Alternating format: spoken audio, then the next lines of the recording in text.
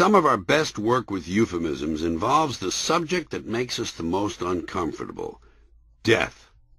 Our most common euphemism for death is to say the person passed away or passed on.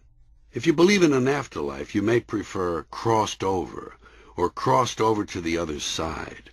Whenever I hear that someone has crossed over to the other side, I always picture Fifth Avenue. Then there's the official term for dying, the doctor term. In this case, the person simply expires, like a magazine subscription. 1 month, he just doesn't show up. Unfortunately, he can't renew. Or so they say. Better check with the Hindus on that. Now, continuing. In this current age of specialization and increasing detachment, if the person in question dies in a hospital, it's called a terminal episode, although the insurance company sees it as negative patient care outcome. That one's actually kind of nice, isn't it? And if the negative patient care outcome was caused by a medical malpractice, then it's referred to as a therapeutic misadventure. Colorful term. No wonder so many doctors are leaving their practices. It's hard to get therapeutic misadventure insurance. But by far, the most creative terms we've come up with to comfort ourselves about death are the ones that describe the rituals survivors put themselves through. We owe a lot of this softened language to the funeral business, or as they prefer to be known now, the death care industry. They have completely transformed the language used to describe what happens following a death. In years past, it went like this. The old man died, so the undertaker picked up the body, brought it to the funeral home, and put it in a casket. People sent flowers and held a wake. After the funeral, they put the coffin in a hearse and drove it to the cemetery where the dead man was buried in a grave. But in these days of heightened sensitivity, the same series of events produces what sounds like a completely different experience. The senior citizen passed away, so the funeral director claimed the remains of the decedent, took them to the memorial chapel, and placed them in a burial container. Grieving survivors sent floral tributes to be displayed in the slumber room, where the grief coordinator conducted the viewing. Following the memorial service, the funeral coach transported the departed to the Garden of Remembrance, where his human remains were interred in their final resting place. Huh? What's that? Did somebody die or something?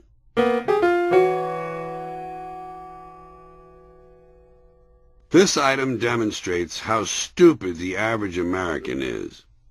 Every 90 minutes, someone in this country is hit by a train.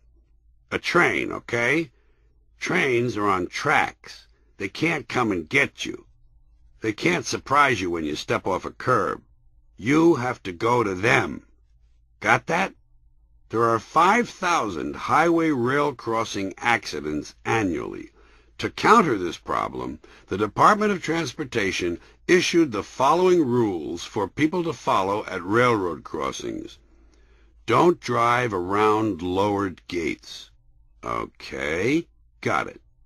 Don't cross in front of a train. Never thought of that. Don't walk on the tracks. Check. Be aware that trains can't stop quickly. Good to know. Always expect a train. This would probably be tied in with the fact that these are railroad tracks. Is that right? Correct me if I'm wrong on this. Look for more than one train. Frankly, this is one I never thought of. Maybe if I remember the others, this one will take care of itself. Here's something to think about. In the course of history's wars, many battles took place in the woods and the countryside. So sometimes I picture a soldier waking up on a spring morning, wildflowers growing around his tent, birds singing in the trees, perhaps the comforting sound of a brook trickling by in the near distance. And then a 10-pound cannonball hits him in the face. It's an interesting thought, don't you think?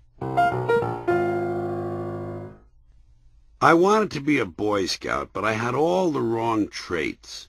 Apparently, they were looking for kids who were trustworthy, loyal, helpful, friendly, courteous, kind, obedient, cheerful, thrifty, brave, clean, and reverent. Unfortunately, at that time I was devious, fickle, obstructive, hostile, rude, mean, defiant, glum, extravagant, cowardly, dirty, and sacrilegious. So I waited a few years and joined the Army. In New York State, the law says that the ingredients of hot dogs can legally include a certain amount or percentage of insect parts and rat droppings. It's permissible by law. So in New York, when you eat a hot dog, you more or less have to hope that the hot dog you're eating contains only the most nutritious parts of the insects, not just legs and antennae, and that the rats whose feces you're eating were on good, heart-healthy diets. I've been enjoying a new band from England. It's called So Long Mate. It's a 5-man heavy metal band, and the reason it's called So Long Mate is because at the end of each performance, the other 4 members of the band kill the lead singer. As a result, the music has a certain urgency to it. Also, it keeps the tours nice and short. It's basically one night, and then back they go to L.A. to hold auditions. The band plans to have an album ready in the year 2037.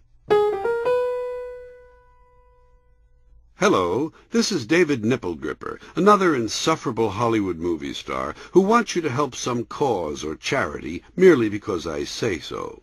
Today, I want to tell you about little Danny Pendejo. Danny needs your help. He was born with no torso. His legs are fine, his arms are fine, and his head is okay, except for one really big caved-in part on top. But he has no torso. Won't you help by being a torso donor? Even a torso that's too big will be better than no torso at all. Thank you. This is David Nipplegripper reminding you to see my new movie, Breasts on the Moon. Another sign of America's decline. Because a few people are sensitive to peanuts and have allergies that might kill them, America's commercial airlines had to stop serving those little bags of peanuts. It wasn't sufficient that the affected people could simply refuse the peanuts when they were offered.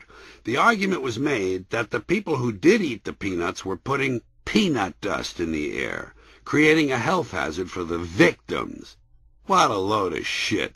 If someone is in danger of dying from inhaling peanut dust, why aren't they dead already? Why didn't they die at a baseball game or at the circus? America has gone soft.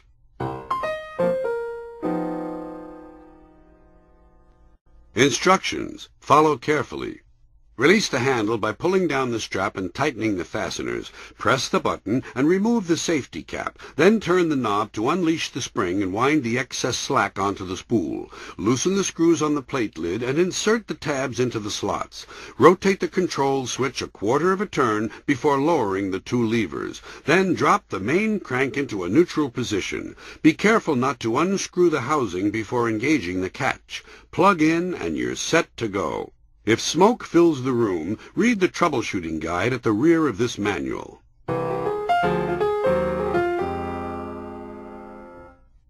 I like the good actors, the real actors, the ones who keep their lives private. Sean Penn, Harvey Keitel, Alan Arkin, Robert Duvall, Al Pacino, Jack Nicholson, Johnny Depp, Robert De Niro, Gary Oldman, William Hurt, Dustin Hoffman, Gene Hackman, Gary Sinise, Christopher Walken, Gary Busey. They keep to themselves. You don't see them appearing all the time on TV. They don't cooperate with Access Hollywood and Entertainment Tonight. They're actors, not celebrities. They keep to themselves.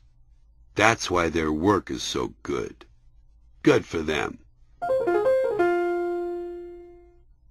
Dear Ma, even though you're dead, I wanted you to know I'm doing real well. No thanks to you, I might add. I now have my own TV show, and it's getting very high ratings. I play the part of a guy whose mother dies, but it doesn't really bother him. I know they don't have good reception where you are, so I'm going to send you a tape. Do you think a tape will be okay in the intense heat? Love, Dirk.